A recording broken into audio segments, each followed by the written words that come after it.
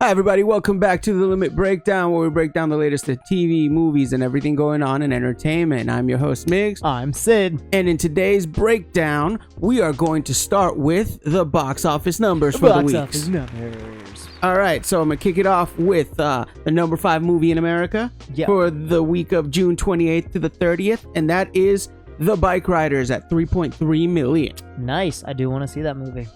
Number 4, hanging on very, very consistently, is Bad Boys Ride or Die with $10.3 million. I'm very surprised that movie's doing well. Good job. Good job. At number 3, Horizon and American Saga Chapter 1 with $11 million. It's the new Kevin Costner movie. Oh, okay.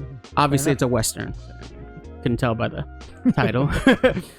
At number 2, this one kind of surprised me a little bit. A Quiet Place Day 1 with $53 million for its opening week. That's pretty good. I'm actually pretty excited for that one too. I haven't seen it. But. And the number 1 movie in America for the 3rd week in a row is Inside Out 2 with $57.4 million. Another super strong showing. It is breaking some records here. I'm glad Disney Pixar is picking back up.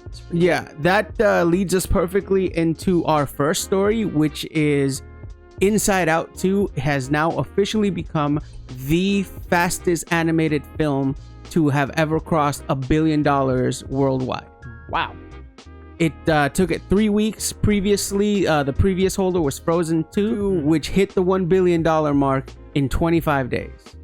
Okay. It's a little over 3 weeks, yeah.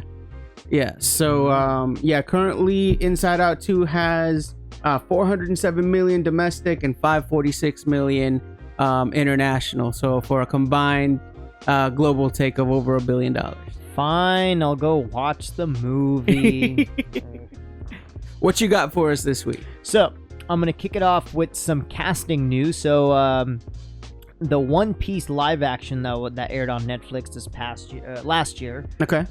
So they've confirmed season 2, obviously, and they actually confirmed some casting for some of the members. Okay. So these are the cast that One Piece has officially announced for season 2 and who they will be portraying. Okay. Yep. I'm going to give you some Marvel news while I'm at it. Okay. So coming directly from Kevin Feige. Okay. The new Fantastic Four movie that we'll be releasing in the future. So it's officially going to be set in the 1960s. Okay, yeah. And it's going to be a alternative Earth. So it's not part of the... So it's not 616. Correct. It's not 616. It's not part of the MCU that we know it as well. Okay. It's going to be set in an alternate Earth in the 1960s. Okay. I'm actually pretty excited about it. And in San Diego Comic-Con, which is July 25th, Marvel is also going to bring out some news. So we'll definitely be covering that. So they are going to go back and do their big San Diego news halls. I know they canceled it last year. They didn't have any participation. So, which brings me to my next news. So, San Diego Comic-Con, which will be next month. This is pretty quick. So, Kevin Feige is going to be there to give some Marvel news. Yeah. James Gunn will not be there to give any DC news. Ooh. So that's just a quick thing about how the news breakdown will be for us comic book nerds. Moving on, did you ever watch Squid Games? It's on my list. I never got around to it. It's a fantastic show. So for anybody that has watched Squid Games, fantastic Korean show. Season 2 will be coming out, I think, next year or something like that. They're in production. But this news is a little bit different. So they're going to be making a American version, a English version of the exact same show. So that's slated on Netflix? On Netflix itself. Okay. So that is currently slated, obviously, to make it a little bit different and not copy it word for word. Obviously, they're going to do some changes, but they are making an English version of that exact show. Interesting. To see how that goes. So that's all the news that I have. I'm going to move on to some trailers that popped up last year, unless you got some. Well, I have a couple of things that I wanted to go over. Street Fighter came out with Street Fighter 6 earlier this year, right? Yep. And apparently there has been in the works, I say that it's probably been development hell, but it's been stuck in development hell for time immemorial. It feels like at this point, but there was a Street Fighter movie that's been in development for a long time. Yeah. Now, famously, there's the 1994 Street Fighter movie starring my favorite Jean-Claude Van Damme. But it does seem now that they have a release date for the new Street Fighter movie, which is set for 2026. Nice. So that's as specific as it gets. Funny enough, I recently found out that the 1994 Street Fighter movie still generates about $10 to $15 million a year for Capcom in just like DVD sales and streaming and wow. that's really pretty good. Really entertaining. That's but it's one of those that's kind of become a little bit of a cult classic. Oh, 100%. I love that. As cheesy as it is. Look, it's one of those. It's so bad it's good. And then Raul Julia as M. Bison. Oh, that was absolutely stellar. He was just the right amount of over the top. I agree. Next thing I want to talk about is something that kind of came up. So Ryan Gosling has been doing a little bit more, has kind of been tiptoeing his profile performances into like the action genre a little bit. He just came out with a movie Fall Guys. Yep. Which is another one that I've been meaning to check out. But browsing through the internet, I came across a fan created picture for he's been fan casted as the new Ghost Rider. And so I'm gonna put the picture up here. And it's actually an interesting proposition. I think. Okay. I think he could do a decent job. You know, previously in movies, Ghost Rider was played by Nicolas Cage in 2, and I didn't think he did a terrible job. The writing was a little off, but I think he did a pretty okay job. Yeah, and so I can honestly see Ryan Gosling doing an okay job. Depends on which version of Ghost Rider, but Fun fact, Nick Cage actually has a Ghost Rider tattoo. That's funny. Yeah. Anyways, go on. All right. Next up is the developers for Crazy Taxi. Video game. Yeah. So, you know, the game originally came out on the Dreamcast. It's one of those kind of dormant franchises that Sega has had. Them along with Jet Set Radio Future. They've announced a couple years ago about working on reboots, and then it's kind of just been quiet. Well, recently they did an interview with some developers at Sega, and they dropped this little nugget, which I thought was interesting, saying that the Crazy Taxi reboot is going to be fully open world and a AAA title, meaning it's going to get the budget and support of a big budget game. Oh wow! So that kind of has me excited. I really enjoyed. That's pretty insane, because that game is that's all it is. Crazy Taxi. You pick up people, drop people off, and that's it. Yeah. So drive crazy.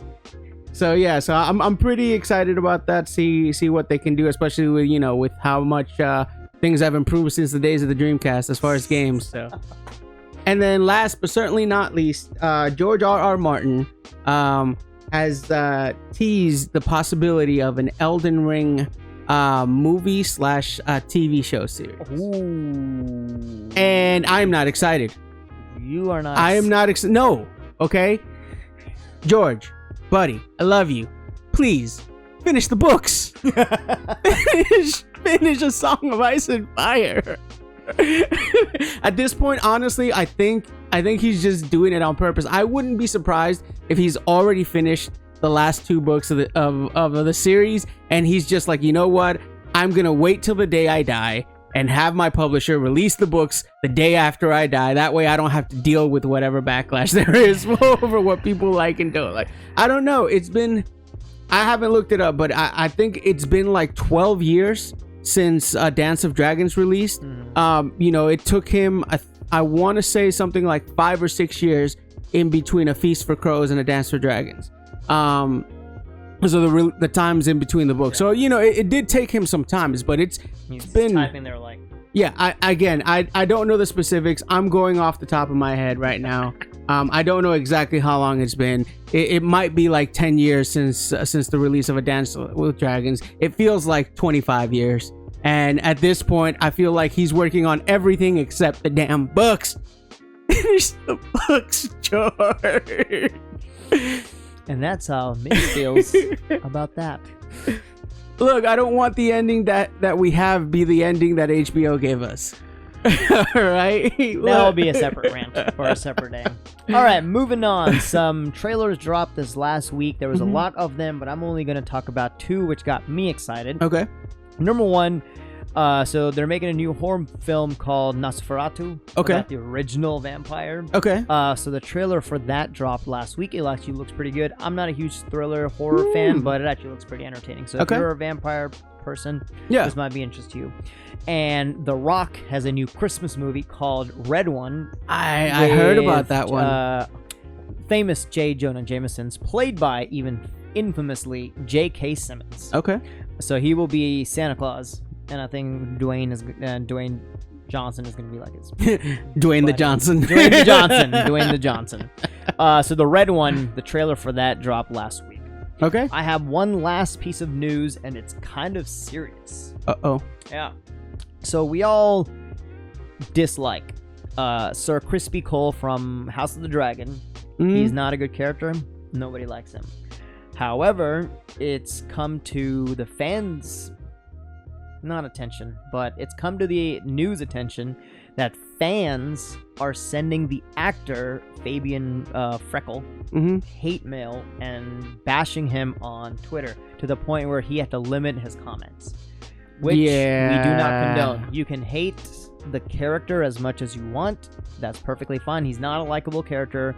Do not hate the actor for portraying such a character. He is playing a part in a story that has been given. What he's doing is doing a great job, so you should respect an actor for doing such a great job that you don't like him. There's been many actors as in male and female in the past who have done such good jobs and such hated characters that they have quit their careers because of how much hate they got. Most famously, oh my god, can't think of the word right now, but Joffrey from Game of Thrones. He quit acting because he was hated so much as Joffrey, which is sad to see. So if you are a fan of Game of Thrones or House of the Dragon or anything of any fandom and you don't like a character, do not blame the actors trying to portray them. That is not good. So to put it in layman's terms, don't be a dick. Yeah. Yes. Well, that is all the news that we have for this week. As always, don't forget to hit that like, comment, and subscribe. It helps us out with the algorithm. Leave us any comments that you want to leave us, anything that we missed, anything else that you wanted to talk about, and we will catch you next week with some more content.